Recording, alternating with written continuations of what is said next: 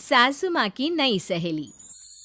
प्रिया kitchen में चाय बना रही होती है और सुमन ड्राइंग रूम में बैठकर मजे से टीवी देख रही होती है। तभी दरवाजे की घंटी बजती है। प्रिया, जरा देखना तो कौन आया है। देखती हूँ मम्मी जी। प्रिया दरवाजा खोलती है तो सामने पड़ोस वाली विमला आंटी खड़ी होती है। नमस्ते आंटी जी, कैसी हैं आप? मैं तो बिल्कुल ठीक हूँ बेटा, पर तेरी सास को क्या हुआ है?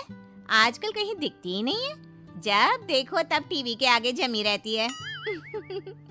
अंदर तो आइए आंटी। अरे ओ दीपक की अम्मा, कहाँ हो? अरे बिमला, आओ आओ, क्या बात है, बड़े दिन बाद याद आई तुम्हें मेरी। मैं तो हमेशा ही तुम्हें याद करती हूँ, पर तुम ही गायब रहती हो और आजकल तो बाहर भी नहीं आती जाती। तबीयत तो ठीक है ना तुम्हारी? अरे तबीयत को क्या होना है, इस उम्र में तो कुछ ना कुछ लगा ही रहता है। मेरी छोड़ो, तुम ये बताओ कि क्या चल रहा है गली मोहल्ले में। तुम गली मोहल्ले की छोड़ो, चल तो तुम्हारे पड़ोस में रहा है। तुम्हारी नई सहेली आई है। मेरी कौन सी नई सहेली? मैं तो यहाँ बस तुमसे बातचीत कर लेती हूँ या फिर बाजू वाली शर्मा की बहू से दो चार बातें कर लेती हूँ। इसीलिए तो कहा कि तेरी नई सहेली आई है। अब कोई पड़ोस में आया है तो बात तो होनी ही है। कम से कम इसी बहाने हमारा भी एक ग्रुप बन जाएगा। फिर सब मिलकर अपनी बहुओं की शिकायतें किया करेंगे। दोनों हंसने लगते हैं। तभी प्रिया चाय लेकर आती है और सामने टेबल पर रख देती है। दोनों चाय पीती हैं और बातें करते हैं। चलो मैं चलती हूँ, अब कल मिलते हैं। राम राम। अगले दिन प्रिया किचन में कुछ काम कर रही होती है और सुमन आराम से सोफे पर बैठकर मटर छिल रही होती है। तभी डोरबेल बजती है। प्रिया दरवाजा खोलती है तो सामने उनकी नई पड़ोसन खड़ी होती है। जी, आप कौन? मैंने पहचाना नहीं। नमस्ते बेटा, मैं शारदा। आपके बगल वाले घर में अभी 2-4 दिन पहले ही शिफ्ट हुए हैं। ओह अच्छा अच्छा अच्छा, नमस्ते आंटी, अंदर आइए ना आप। देखिए तो मम्मी जी, आज कौन आया है। इतना कहकर प्रिया किचन में चाय बनाने चली जाती है। नई पड़ोसन को घर पे देखकर सुमन थोड़ा हैरान हो जाती है।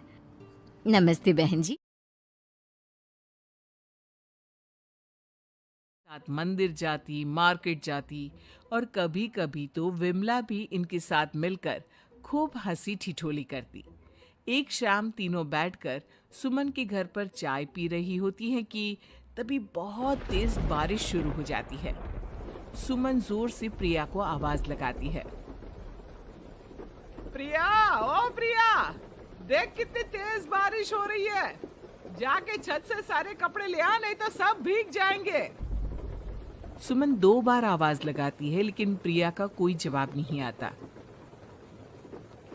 शायद प्रिया कुछ काम कर रही है, इसीलिए कुछ जवाब नहीं दे रही।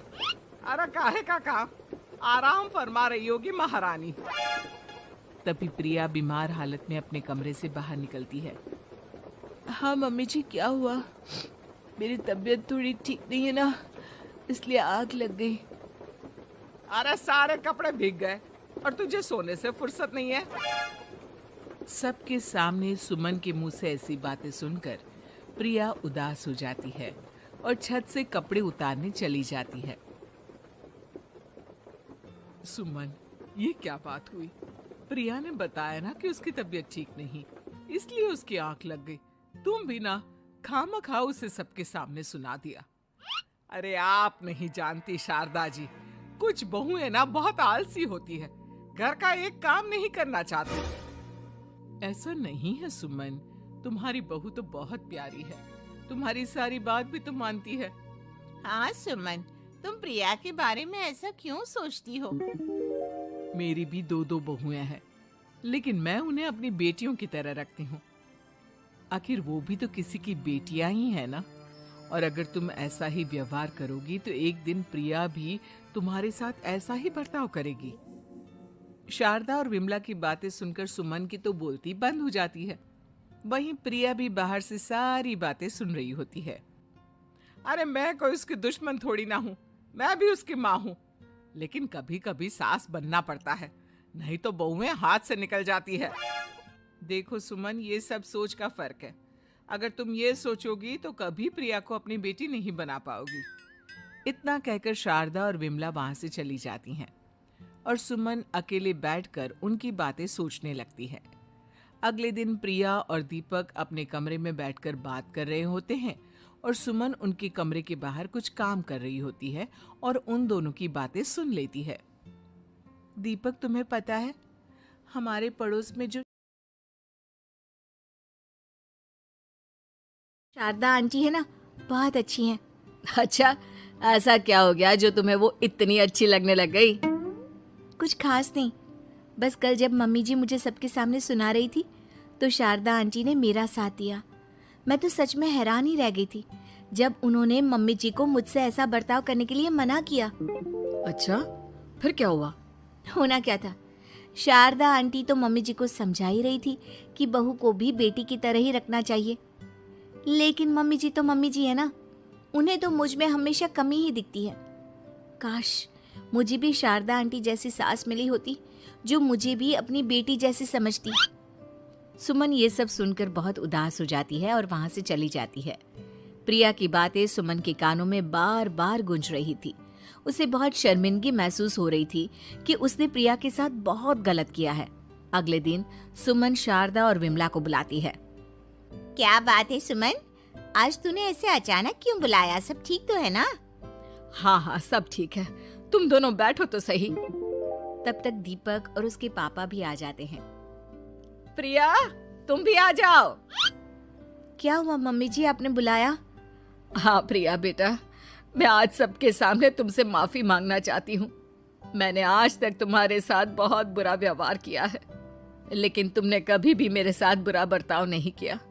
मुझे अपनी गलती का एहसास हो गया है, हो सके तो मुझे माफ कर देना। प्रिया अपनी सास की बातें सुनकर हैरान हो जाती है। उसकी आंखों में आंसू आ जाते हैं। प्लीज प्लीज मम्मी जी, आप मुझसे माफी मत मांगिए, मैं भी आपकी बेटी ही हूँ।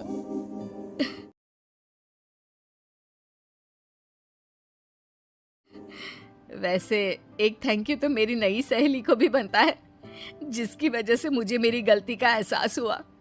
शारदा बहन, आपका बहुत बहुत शुक्रिया जो आपने मेरी आंखें खोल दी। अरे क्या सुमन, तुम भी ना? तो फिर इसी बात पर चाय और पकोड़े हो जाए। हाँ हाँ, क्यों नहीं। रुको, अगर दम है तो इसमें से टूटा हुआ दिल वाला इमोजी खोज के दिखाओ।